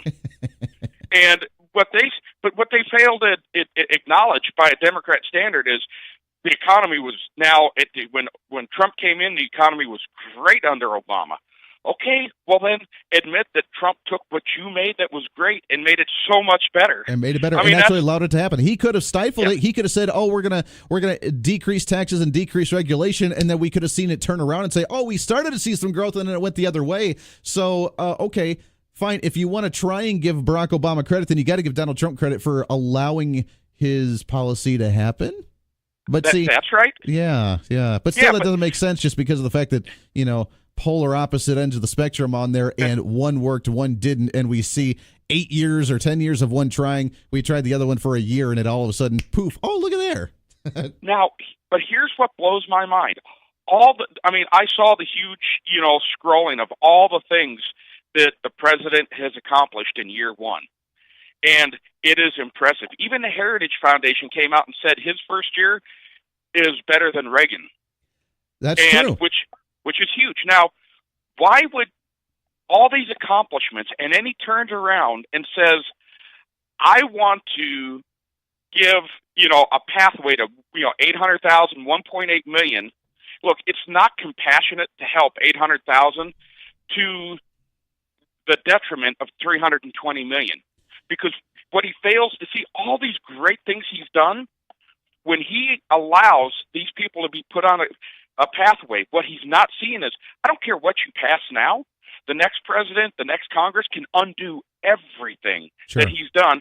They'll put in massive amounts of new Democrat politicians who will take everything the president has done. Well, that's really with everything, though. He could do the greatest tax decreases in American history. We could go to a flat tax or even to a fair tax and even get rid of income tax at the federal level altogether, and the next administration can come in and say, you know what, it's not working. We're running into too high of a debt. We need to spend more. Let's raise some more taxes. So no matter what we do, it could potentially be reversed. So our duty is to maintain on that path and continue to elect people with the like-minded interests, but then also to be aware of that and continue to fight for it day in and day out. Yeah, Andy, but here's what you're missing by saying that is, Donald Trump won the election by 60,000 votes. When you look at the vote totals in the states that he won, like Michigan, Wisconsin, 60,000, and he's going to allow, on the short end, 800,000, on the high end, millions, and 75% of these people are reliable Democrat voters. It's not just politicians can undo it. You know what a politician can undo? When you deport someone and they're not in this country, they can't undo that. Well, that's true, but they're going to come back. And Wallace, I totally get you, and I want to move on here for a second, so I got to let you go. But I totally get you. The problem is that we have right now such a narrow majority in the Senate that if we go hardline and say no amnesty whatsoever, then we're not going to get it. We're not going to get anything. And right now, I'm not one to say let's compromise everything we want to, and I'm very upset at the fact that we always jump to our most precious item to compromise when we start compromising. But I would rather give them 12 years and say, you know what, you have a full 12 years of having a very clean record, and you can apply for the naturalization process, you can apply for citizenship and start that process on your own, which usually takes 3 to 4 years. Instead of an actual 12 years, and actually go down that road, as opposed to just saying, we're not going to do anything at all. And I would like to just say, let's just start enforcing our laws. Let's beef up the wall. Let's get our ICE agents out there. Let's start doing this. But the Democrats will be able to obstruct that unless we give them something. And by cutting off the chain migration, by saying that only it's going to be the immediate family and the minors, and by only saying that we're going to build the wall, we're going to reinvest money in technology, in drones, in ICE agents, and this and that. We're going to cut off the chain migration. We're going to end the visa lottery. And then we're going to cut off any type of DACA program. And we're going to give you 12 years to decide whether you want to hang out for 12 years and just ride it out, or whether you want to go back, or whether you want to try the naturalization process. It's up to you, but we're going to keep a tight lid on you. And that right there is probably the best negotiation that we're going to get, unfortunately. I agree with you, Wallace, but that's probably the best negotiation that we're going to get. We got some more calls on the line, but I want to play this again one more time for you because I have never heard in my life, I've never heard a more patriotic State of the Union address in my life. I've never heard it. And as we had many callers point out before, it wasn't about Donald Trump last night. Barack Obama did not do this. He pointed out me the whole time. Donald Trump did not do that. He showed the greatness of this nation. There has never been a better time to start living the American dream. So to every citizen watching at home tonight, no matter where you've been or where you've come from, this is your time. If you work hard, if you believe in yourself, if you believe in America, then you can dream anything. You can be anything. And together, we can achieve absolutely anything. Tonight, I want to talk about what kind of future we're going to have and what kind of a nation we're going to be. All of us together as one team, one people, and one American family can do anything. We all share the same home, the same heart, the same destiny, and the same great American flag. Together, we are rediscovering the American way. In America, we know that faith and family, not government and bureaucracy, are the center of American life. The motto is, "In God we trust." And we celebrate our police, our military, and our amazing veterans as heroes who deserve our total and unwavering support. Preston's reverence for those who have served our nation reminds us of why we salute our flag, why we put our hands on our hearts for the Pledge of Allegiance, and why we proudly stand for the national anthem. We will build gleaming new roads, bridges, highways, railways, and waterways all across our land.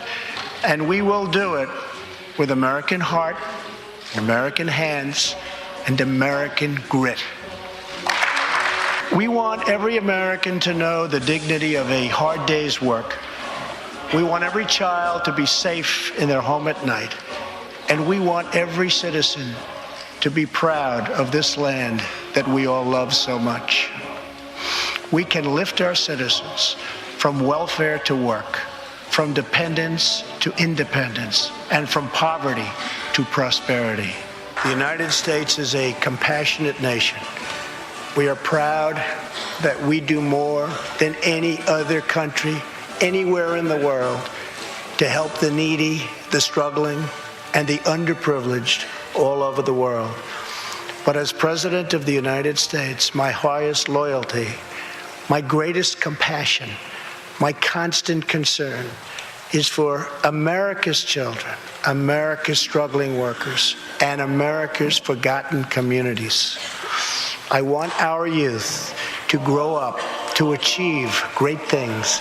I want our poor to have their chance to rise. So tonight, I am extending an open hand to work with members of both parties, Democrats and Republicans, to protect our citizens of every background, color, religion, and creed. Sung Ho's story is a testament to the yearning of every human soul to live in freedom. It was that same yearning for freedom that nearly 250 years ago gave birth to a special place called America. It was a small cluster of colonies caught between a great ocean and a vast wilderness. It was home to an incredible people with a revolutionary idea that they could rule themselves.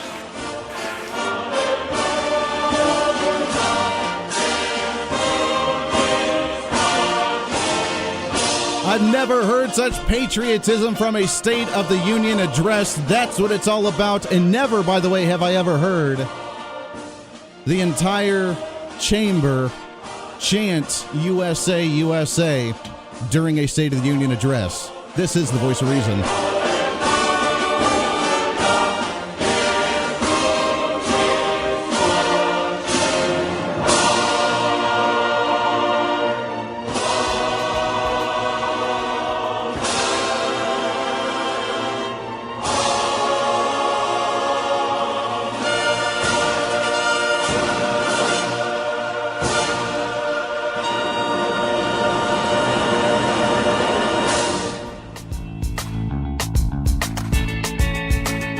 This is the Voice of Reason with Andy Hoosier on the Big Talker, KQAM.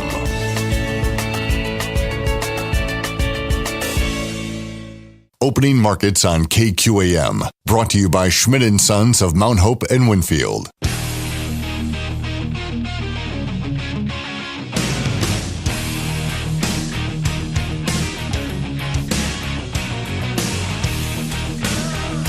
Welcome back into the Voice of Reason. Wrapping up the show today. We got literally about 2 minutes left. We got some calls, so let's jump right to them and see how many we can squeeze in. So let's keep it short as we try and wrap up the show today. Good morning. What's your name?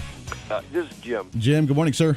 I'm doing great. Listen, people who are upset about the immigration plan, the DACA deal, he's offered 1.8 million people, which is 3 times as many as they think there are in the country, which means every one of the illegals will have to come and register, be photographed, fingerprinted, maybe DNA taken, tattoos examined, and a lot of crimes will be solved this way. And these people, for illegals, absolutely. That's a really good point. Jim, I appreciate it. I want to sneak to another call before we run out of time, but no, it's a good point. I mean, the process of getting them on the books and knowing exactly who they are is a good step if they're going to be in the country. Deporting them seems, sometimes we would kind of like that, but it seems almost unlikely at times. So I appreciate that, Jim. Let's go back to the phones again. Good morning. What's your name? Hello? Hello. How are you? This is Helen. Hi, Helen. How's it going? Just fine. Good. Well, I love, like a lot of people were talking about, I love most of the speech and the State of the Union address that Trump did. It was wonderful. But I'm in agreement with a lot of your callers is that, this illegal immigration, this amnesty for illegal immigrants it does not agree with what God says to do. Sure. God says in St. John 14:15, if you love me, you'll keep my commandments. And one of his commandments is Leviticus 19:15, you shall do no unrighteousness in judgment. Thou shalt not respect the person of the poor, nor honor the person of the mighty, which also includes the rich. But in righteousness thou shalt judge thy neighbor. And he says also in 1 Timothy 5:8, but if any provide not for his own nation, his own people, and especially for those of his own house, he hath denied the faith, has denied the doctrine of Christ, and is worse than an infidel, is worse than an unbeliever. So, respecting these poor people who broke the law, respecting lawbreakers over people that are working hard to get here legally, and people that are your own people of your own nation, that's not good. That's very true, Helen. I appreciate it very much. I get your point, and I understand. I'm with everybody else. I don't want to see amnesty. I don't want to see us given to someone breaking the law that has broken the law in that sense. The question is, how do we get around the Senate? Because right now the Democrats are able to stop that from happening with, of course, Lindsey Graham and a couple of the Republicans that want to block it as well. We can take the gamble and try and say, let's wait until the next election and hope that we get more Republicans in the Senate in order to ram it through. But then if we don't, it goes the other way, then we lost all of our chance to actually get anything productive. So what side do we go on? This is The Voice of Reason. Have a great Wednesday, everybody.